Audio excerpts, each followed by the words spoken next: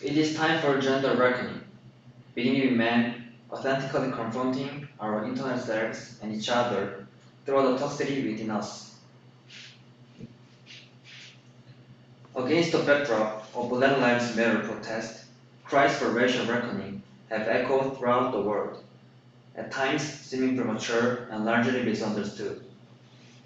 I believe a true gender reckoning must be the center of any transformative movement for social justice and equity. But what is a reckoning? Dictionaries say it means to resolve a bill or a debt. In other words, to settle an account. In the case of women and girls, what is debt owed to them? Who's to pay and how? Today, in the United States and abroad, threats to reproductive justice endanger the lives and hard-fought rights of women in regards to their bodily, sexual, and gender autonomy. And violence against women still represents an existential challenge as we've seen domestic violence rise in pandemic. As people were confined to their homes, we've seen online and public harassment flourish. The sexual trafficking, prostitution, exploitation of women and girls thrives as ever before. From where does this toxicity come and why? Men are not endangered. We are not under assault. We are not being unfairly maligned. In fact, it's men or certain types of masculinity that are the issue. To be clear, being a man does not make me or anyone else who identifies as a man inherently toxic, but masculinity, in certain forms, can harm women, girls, non-binary people, and men through violence, dominating power and control. So how do you address this?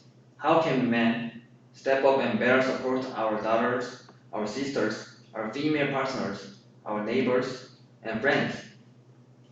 Through what means can men both instigate and lead a gender reckoning? First, we must tell the truth. Men grow into this world becoming who we are expected to be, or who we think we are expected to be based on cultural expectations and inaccurate historical narratives. I was repeatedly told I cried too much, I'm too emotional, too soft.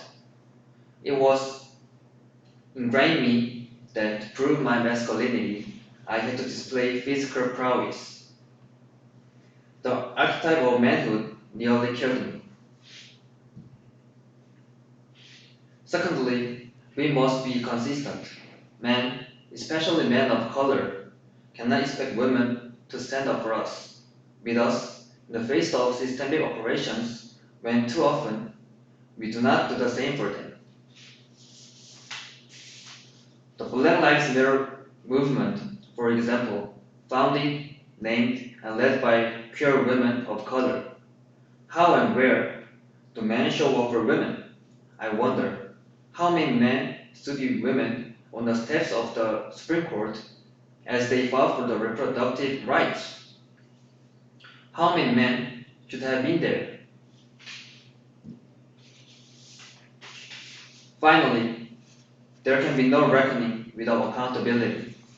Men who commit acts of violence against women must be held accountable by formal systems of justice as well as other men. Silence in the face of misogynistic behavior and language is complicity. We men need to break free from the pack, take concrete actions to stop violence, create safety, and build equity. And most importantly, say something. Too many of us, too many men, don't understand that equity, justice, inclusivity, safety for women. Broken masculinity harms societies. Full stop. When we men reckon with the truth, we will finally find our shared humanity.